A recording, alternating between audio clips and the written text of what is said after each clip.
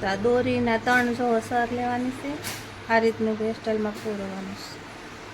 જોઈ શકો છો, શીખી પણ શકો છો તમે, ઘર બેઠા પણ વિડીયો જોઈને હેરસ્ટાઈલ શીખી શકો છો.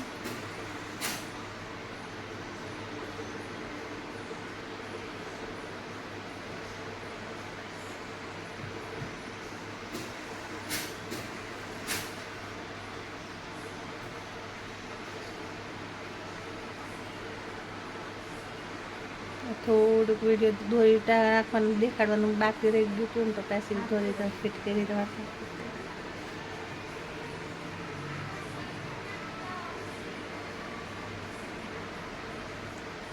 એકવાર ચીપિયો અંદરથી ઉપરથી આવવા દેવાનું, એકવાર નીચેથી આવવા દેવાનું ને એ રીતનું ફિટ કરવાની છે.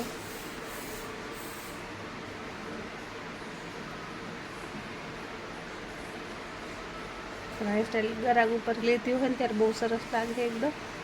પછી આ ગોલ્ડન દોરી નાખો ને કે સિલ્વર નાખો, જે તમને કપડાને પછી જે મેચ આવતી એની નાખી હગું છે.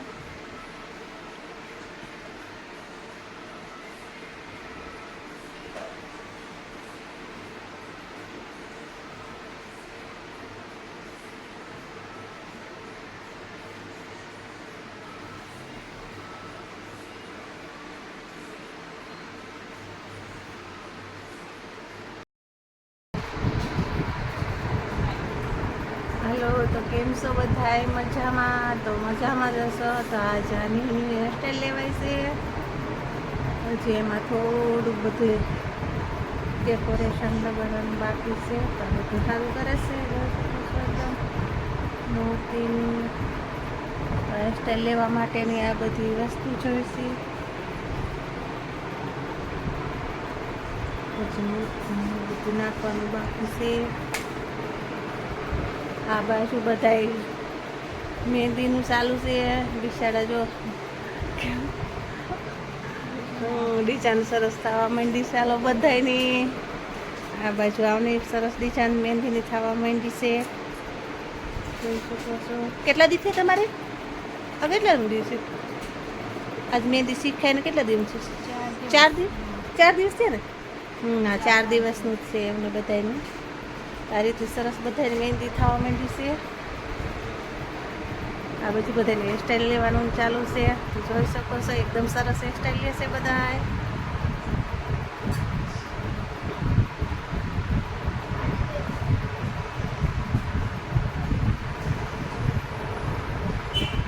સરસ હેરસ્ટાઈલ આવી છે એકદમ. અને ફરજિયાત આ તો જોઈએ જ છીએ કે આમાંથી દોરીને કાઢવા માટેની એ રીતનું. તો બહુ સરસ હેરસ્ટાઈલ આવી છે.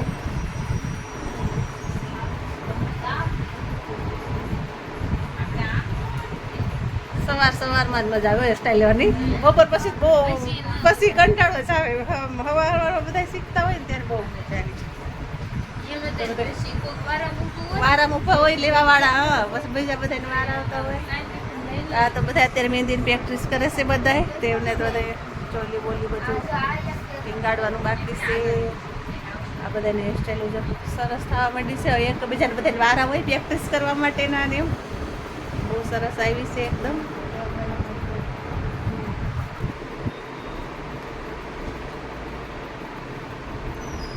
તો આપણે ગોલ્ડન દોરી ગોલ્ડન નાખ્યું હોય ને ત્યારે ગોલ્ડન જ મોતીને એવું બધું લેવાનું. દોરી ગોલ્ડન ફિટ કરી હોય ને માથામાં.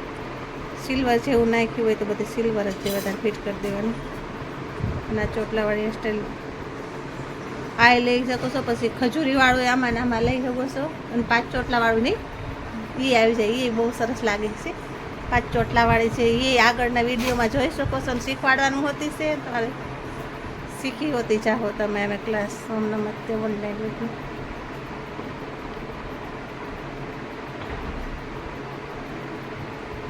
તો હવે આખી હેરસ્ટાઈલ પૂરી થઈ ગઈ છે. જોઈ શકો છો.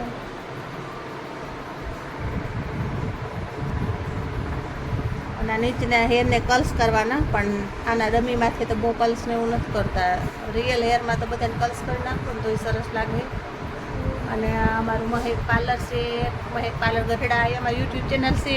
એમાં લાઇક ને સબસ્ક્રાઈબર કરી દેજો અને શેર કરી દેજો અને અમારા વિડીયો જોતા રહેજો.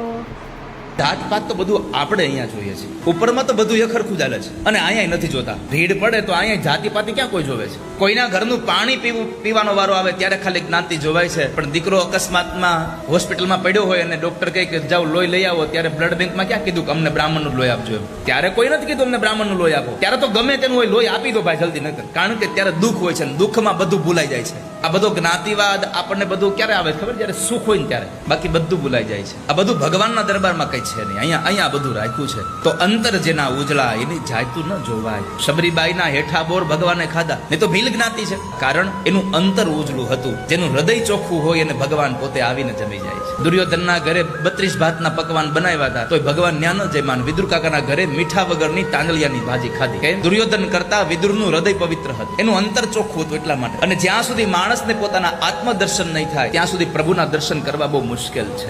આત્મ સાક્ષાત્કાર કરવાનો અને આત્મ